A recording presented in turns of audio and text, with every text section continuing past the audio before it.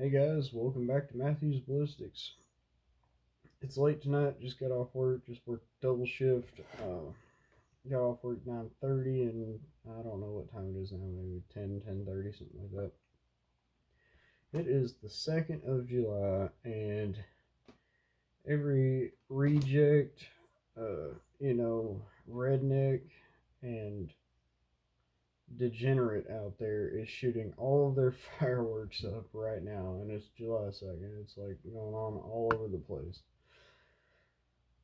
It's extremely annoying, but that's beside the point. You know, I mean, dude, save that stuff for July 4th, Independence Day. Now, granted, I'm doing all my July 4th celebrations tomorrow because most of my family were free tomorrow on Sunday on the 3rd. But we're not going to be shooting off a bunch of fireworks and annoying the hell out of everybody when it's not even July 4th yet. It's just, you know, just one of those things. Anyways, enough with that. I'm gearing up to do a test that I've been wanting to do. So, when you buy a box of bullets like these are 140 grain ELD match 6.5 Creedmoor.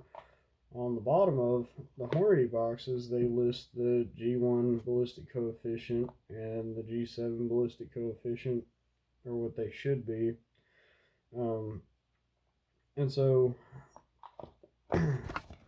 with that, when you're developing your loads, you can use that. And when you get your load right, the way you want it, shooting just right, at your zero at, 100 yards or whatever, you can use that to calculate how much drop the bullet is going to have at further distances, like 200, 300, 400, etc., on out to, 1,000 yards or more. But there's different ways of calculating ballistic coefficients, and depending on the way the company calculated it, the numbers can be different. So, how do you get a true ballistic coefficient? Well, the best way to do it, in my opinion, the way I'm going to do it, and it probably could be done a different way, but the way I'm going to do it is basically I'm going to do something similar to a tall target test. So, which all I'm doing here on a piece of paper is just like a little representation of just an example of what I'm talking about. So this is going to be my 100 yard zero, all right, on this page. And see, here, I'll just fold it like this so it makes more sense this way. All right, so I do my 100 yard zero here. And what it is I'm going to load up with these rounds because I've figured out the load data I like, the velocity I like, and the grouping I'm getting at 100 yards. So with those, I'm going to take that load data, I'm going to load up, and it really shouldn't take more than 20 rounds to do this at the range that I've got. So I'm going to load up 20 rounds, probably more than that just because that's probably the load I'm going to stick with. But anyways, I'm going to load up 20 rounds. And I'm going to use the first 10 rounds to do two things. I'm going to find zero and find my group. So I'm going to use 5 rounds probably to actually get the zero on where I want it, on that dot. And then I'm going to, shoot another 5 rounds to see how they group. And then once I've established that my group is here and it's good, and this is zero at 100 yards, then I'm going to take the same target out to 200 yards. I'm not going to adjust the scope in any way, and I'm going to shoot exactly the same point of aim right here. And then I'm going to measure how far the bullet's dropped. Whether it's 2, 3 inches, whatever it is. Measure where they drop. I'm going to shoot 5 shots at this dot, and wherever they hit down here, I want to measure the distance between the center point of the group.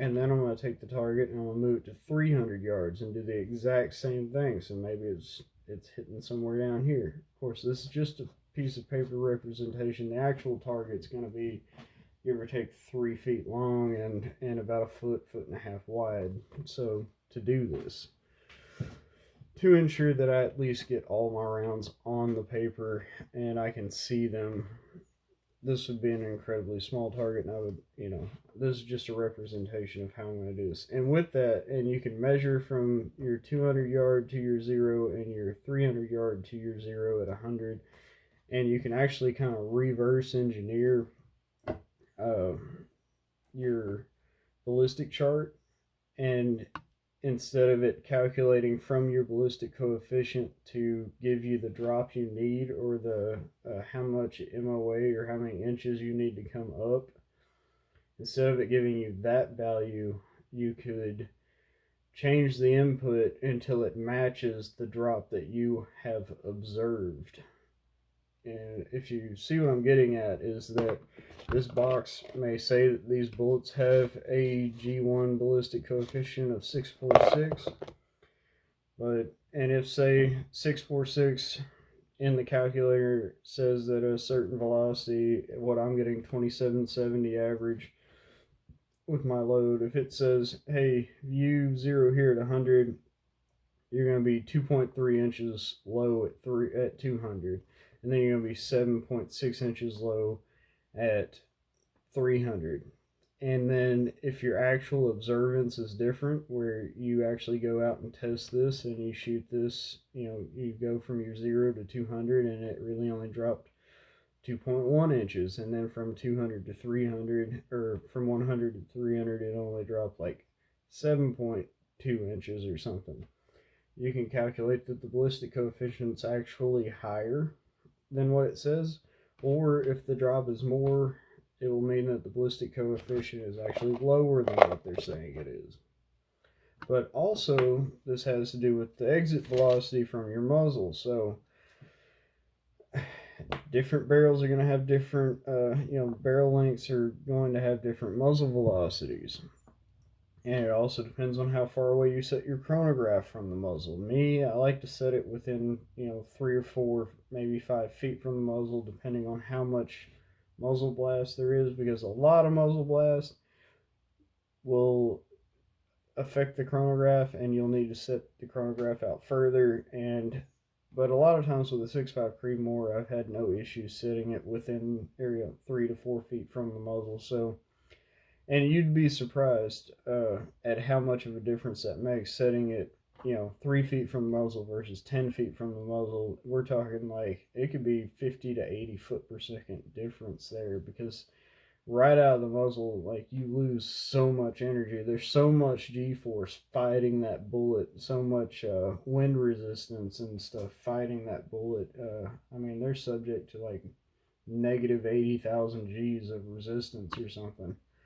So doing it this way, you're going to get the exact ballistic coefficient for it firing at a certain velocity from your barrel of your rifle. You're not getting a general, like, computer generated number that's just,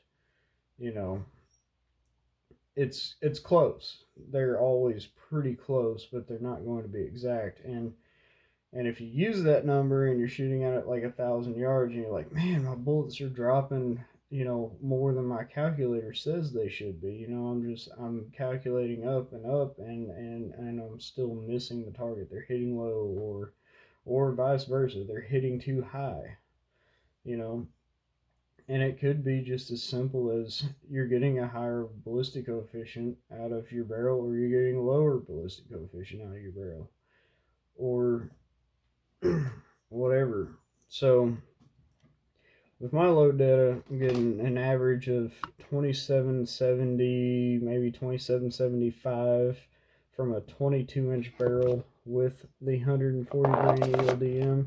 And based on the pressure signs I've seen on my brass and primers, I can actually push that higher. I would expect my maximum range would be about 2850 though. Maybe about 20, maybe another 100 feet per second. I might get it to 2870 out of that 22-inch barrel. But again, it's a 22-inch barrel, and I got to thinking I really don't need to push it any faster than that, because out of like a 26-inch barrel, these would be pretty close to 2,900 feet per second for a 140 grain ELD match out of a 6.5 Creedmoor. That's pretty hot. So I really got to thinking that, like, hey, that's actually a reasonable, pretty reasonable velocity that I'm getting right now, and it's really stable. Um, the grouping is really tight at the charge that I'm using with the powder that I'm using. So 2770 is at that load. That's where I think I'm gonna stick with. I'm not gonna try to push it any hotter. It is starting to show some sort of signs of pressure on the primer, but not like enough to say, hey, you need to quit. It's just starting to show signs. Like the primers are just starting to flatten a little bit.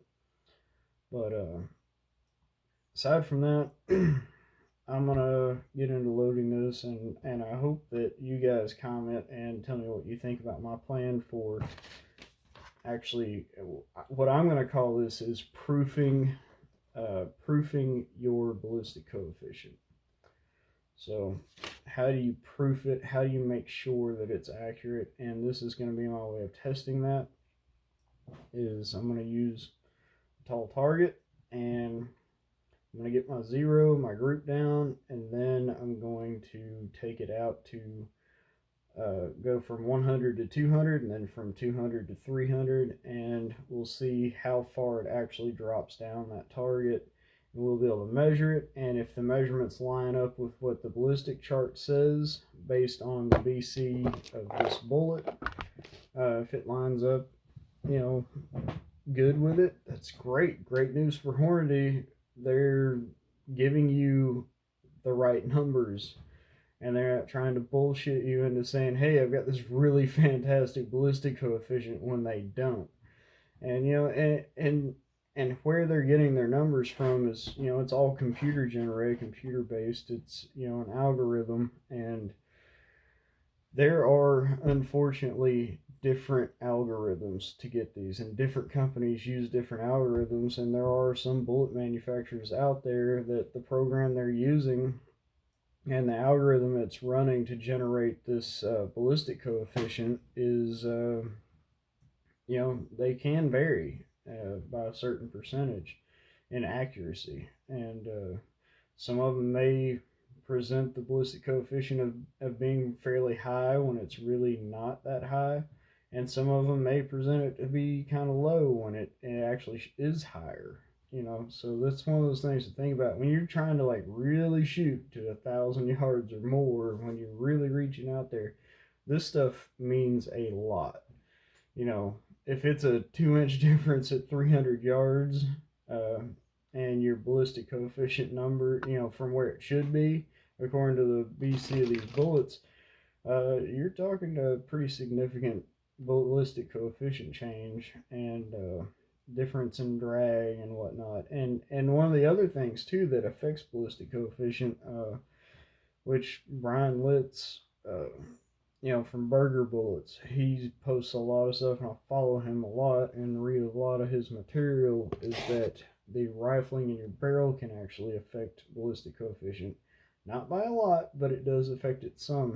How deeply it indents the rifling into the bullet affects the drag on the bullet downrange. We're talking like maybe 1%, but it is an effect, and it does matter. The further you get out, the more it matters. So different rifles are going to have different ballistic coefficients with the same bullet. I could put this in my rifle. It's a Ruger American Predator, and we could shoot it, and we could calculate what its actual ballistic coefficient is coming from that rifle, and we could take the same thing and load it in my dad's Savage 6.5 Creedmoor, and it's going to be different. It's not going to be exactly the same, because the rifling's not the same. The barrels are not made in the same factory. They're not going to be exactly the same, and they're going to change that ballistic coefficient just a little bit. and also his barrel's a 20-inch barrel, mine's a 22-inch barrel. And you wouldn't think that in that much length that 2 inches makes that big of a difference, but it is literally 10% of the length. So, you go from his barrel to mine, that's 10% more barrel length. So it's going to affect velocity pretty good. We're talking, I would imagine, 50 to 70 feet per second difference in exit velocity. Um, but there's just so much that goes into this, trying to like really pin it down, and that's been my goal. Is like, I know I don't have an expensive 6.5 Creedmoor. I know that, and I'm working on plans of getting a better one, higher end type of thing. But the results I'm getting out of this budget rifle they're pretty good for what it is. They are pretty good for what it is, and it's shooting great. And now that I've got a good scope on it, and I've got a good bipod on it, and I've got this barrel harmonic tuning brake from Eric Cortina's EC tuner brake. So I mean, that thing on there alone, like the first time I ever used it, shooting factory Hornady ammo, it made a huge difference. I mean, where I was getting like a 1 inch group, all of a sudden now they're like 1/4 inch group. It's just stuff like that. There's things that you can do to a budget rifle, and you can turn it into a really good shooting rifle, and then not have to put so much money into it. So, basically, the rifle, the bipod, the scope on it with the matching rings, and then the tuner brake. Man, I probably have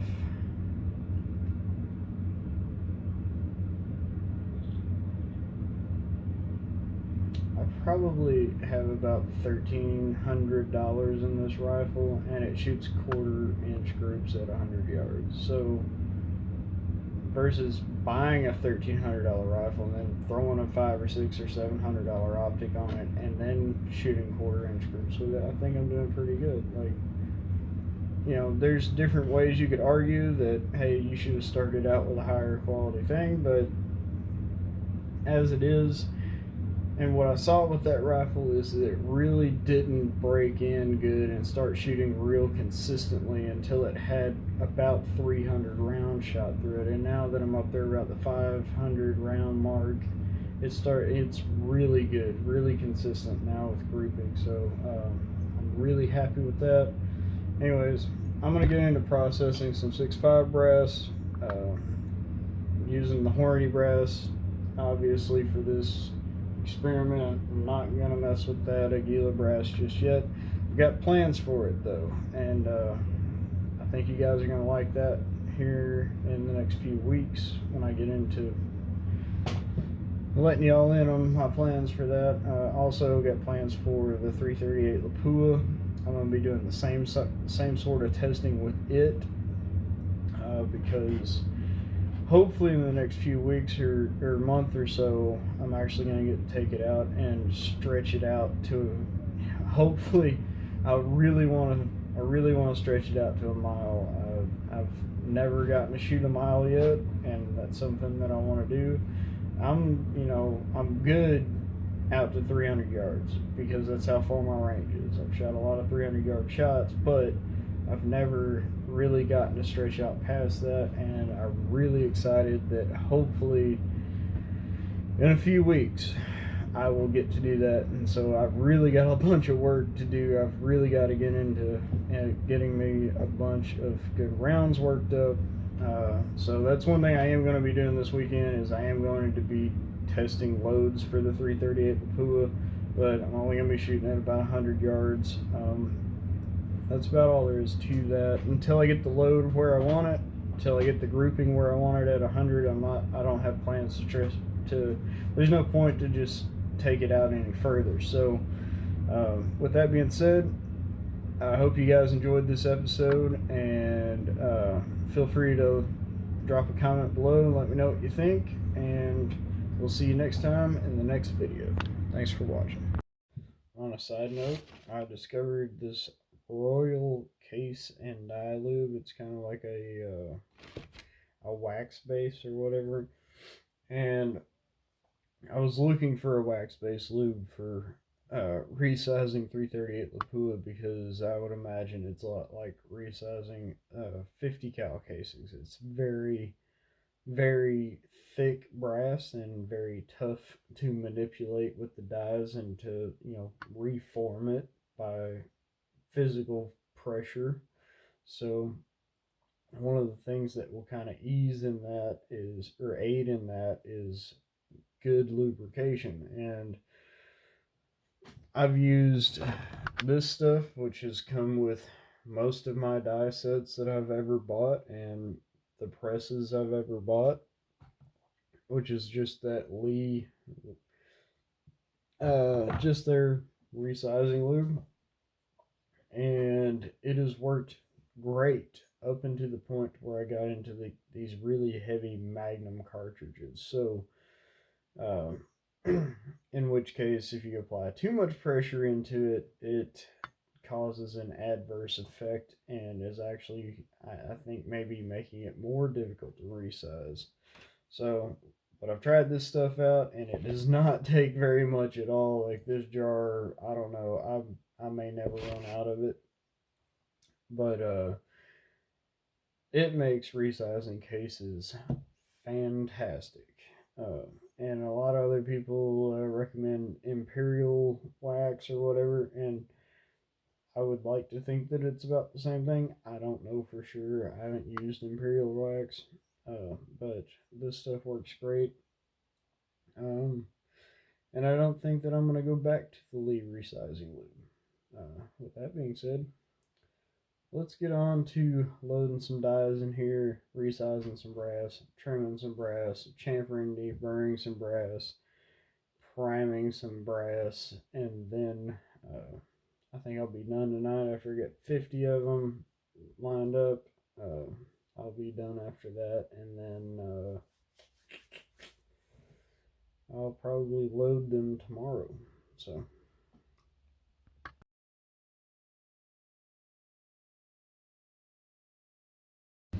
Alright, so I actually ended up with 10 pieces of brass that are already chamfered, deburred, resized, and everything, and they're already primed. So they're like, I've got 10 pieces ready to go, which means that's good. That's good for me. I've only got 40 to go. I gotta resize them, deprime them, chamfer and deburr them. While I'm on this subject, the reason why I'm not using the Aguila brass just yet, or for this purpose shooting out of my bolt action rifle, is because the Aguila brass, from what I've determined, and the reason why it's so much tougher to resize and reuse, is that it is thicker, it's heavier, and maybe a different alloy of brass, maybe tougher. And for those reasons, I'm actually going to focus on using it for my 6.5 AR purpose in the semi-auto. Because the semi-auto, my 6.5 AR, tends to put a dent right there in the shoulder of the case. You may or may not can see it, but it does that in every single case that I fire from that rifle, and it has to do with something with the ejection when the brass is pulled out of it and slung out of the side. So my goal is to use that heavier, thicker, tougher Aguila brass purely for the 6.5 AR, and that's the reason why I'm not using it now, because I've got plans, and I'll give you a little sneak peek into that. My plans for the 6.5 AR are the 95 grain VMAX is what I'm going for. And the reason why I've chosen it is because the factory Hornady Varmint Express 95 grain VMAX, out of the 16-inch barrel, is giving me an average of 3,000 feet per second, which is fantastic out of a 16-inch barrel. Yeah, out of the 22-inch barrel, it could probably be like 3,300, maybe even close to 3,400 feet per second.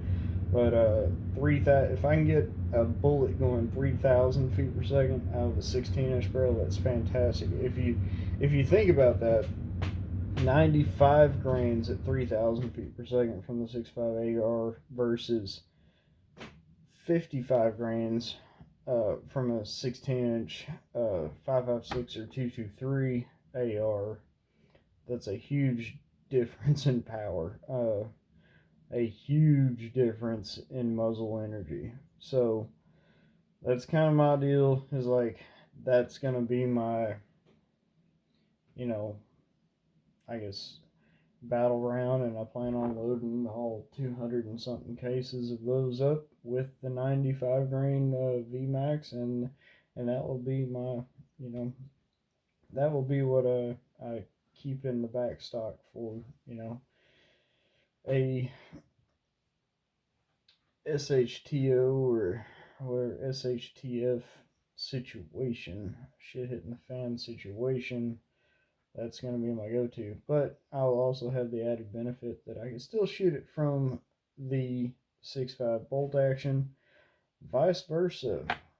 The way that I load my 140 grain bullets for long range shooting is I'm actually loading them and tailoring them to fit in the magazine, so I can actually shoot them from the AR-15. The only problem with that is it suffers a huge velocity loss. Instead of, like 2770 is what I'm averaging out of the 22-inch barrel out of the 16, it's more like 2500. So it's going to suffer some range, on out there. A difference of 250 or 275 feet per second at the muzzle, versus at 1,000 yards. That is a huge difference in bullet drop. We're talking hundreds of inches of bullet drop difference. So, but it would be possible to use, and it would shoot fine out to 3, 4, 500 yards out of that AR. I've already shot that AR out to 300 yards, and it freaking shoots so good. Like, even out to 300 yards, it's freaking accurate. That's all there is to it. But, like I said, I got more of this to do. Got my dice set up. I got to lube these guys, resize them, and deprime them, obviously, and then reset my trimmer up to trim these to the right length, trim them all, and then chamfer and deburr them, and then put new primers in them, and then they'll be ready to go.